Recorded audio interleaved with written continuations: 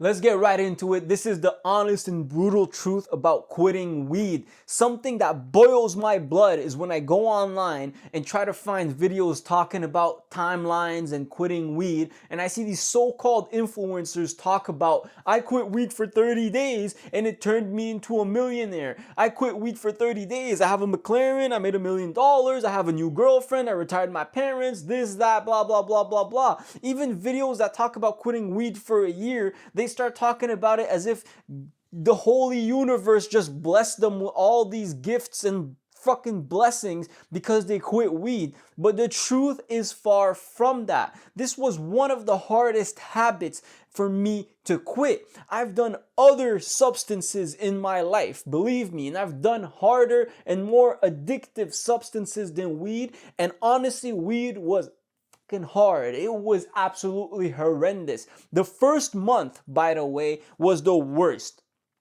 I don't get why they lie to you guys on these other videos talking about it was easy, it was this or that. It was hard. I couldn't sleep. I lost my appetite. I was having crazy vivid nightmares where I would think I just lost my life or people close to me losing their life. I was very emotional, and this was just the beginning. Okay, this was just the beginning. It was the worst possible feeling. Yes, some other substances will have you withdraw and you could potentially lose your life from it, but the psychological effects of quitting weed for the first month is hell. It is torture. After the first month, you start to get back a little bit mental clarity, but it's as if your mind is trying to adjust. Scientifically, okay, through literal science, your mind is trying to adjust and get used to doing boring stuff. You have mental fog, insane mental fog. This is something that no one talks about. You feel slow. You feel as if you smoked yesterday. It doesn't feel like you are recovering. It actually feels as if you just regressed, because if you smoke up, you'll have a little bit more energy, but you have to power through it.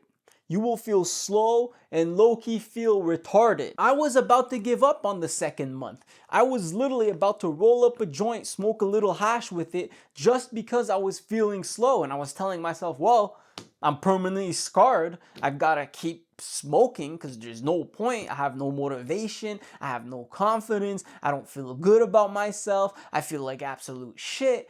But what you need to do is just keep going. You won't feel like a machine. Believe me, you won't. And this is the hard truth. You won't feel like freaking machine. You won't feel like this new and better person. If you only smoked up once or twice in your life, then you quit, then okay, yeah, you're back to your normal self in a very easy timeline.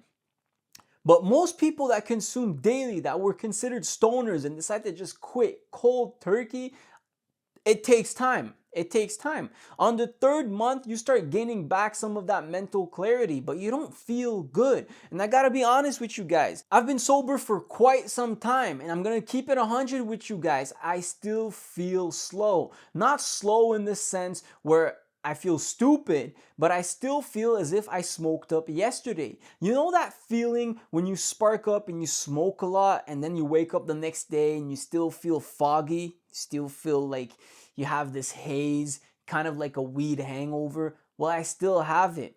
And I have little friends that have quit for years, okay? Like 2+ years. And they told me the feeling doesn't go away. You just have to live with it. It's not affecting your motivation, it's not affecting your discipline, but you still have that fogginess, and it might take years and years for you to get used to it, and that's okay because you will feel a lot better. Even after a year of quitting, you won't completely feel like a different person. You might get joy and you might be happier doing certain things. You might have more discipline doing boring things, and you might be able to gain back some of your dopamine receptors.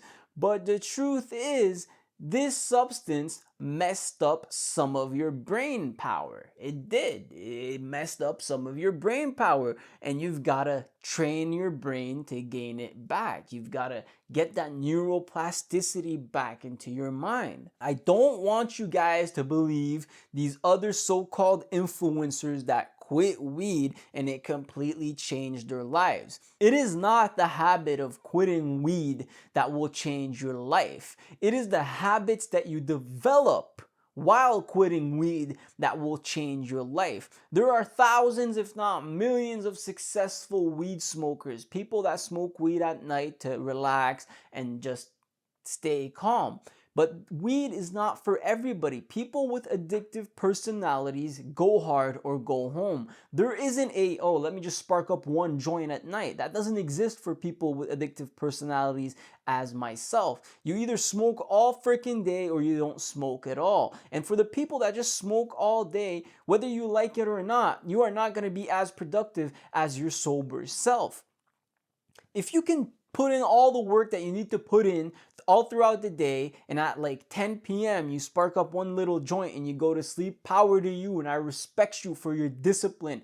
I respect you, honestly, you have all my respect. But for somebody that can't do that, you are ruining your life. You are just getting high, you are letting time pass by, you are giving yourself excuses to not do anything, and the best choice for you is to quit. As much as you love the Mary Jane, as much as it's a toxic relationship, you need to throw that into the garbage. This is the hard truth. Like, honestly, it's not some magical pill. Your life will not change. If you are poor, if you are depressed, if you're heartbroken, if things are not going well in your life, quitting weed won't make that any better. Yes, it will help you become better because you are bringing in positive habits in your life. You are bringing some sort of discipline, and with discipline, positivity comes. You are bettering yourself. But if you just smoke weed and you don't do anything all day, you decided to quit weed, now you're sober but you're not doing anything all day, then nothing will change. The only thing that changes is maybe a little bit of lung health and a little bit of cognitive health, but besides that, nothing. Absolutely nothing. Squat. Okay, quit believing these other YouTubers and influencers, business gurus or whatever telling you, I quit weed and it was the best decision of my life. I made $1 million this year. I made this or that, all thanks to quitting weed. No, these people were already doing something with their lives. These people were already quote unquote successful. They were doing productive things already. Maybe weed was slowing them down. They quit weed, it made them go a little bit faster. You eliminate one little bad aspect of your life, something that's overwhelming you, something that is addictive, something that is holding you back, and now you can go a lot faster. That's the way you need to see it. So by quitting weed, it is the habits that you form and that you create by quitting it that will improve your life. But it won't change anything for you. At times I start to think to myself, yo, I should spark up a blunt and start smoking again. But then I remember the bad habits that came with the smoking, the laziness that came with it, the me that wants to play video games for like 10 hours a day, the me that just wants to lay in bed and rot on Instagram and find funny reels and laugh. That's what came with it. Me that became introverted because I used to smoke a lot. There are positive benefits. I'm not trying to deter you from quitting weed, but before you think it's going to change your life, you should try to analyze yourself and see the bad habits that you have. Make yourself a plan of positive and disciplined habits in your life and then quit weed and execute. This was the hard truth about quitting weed.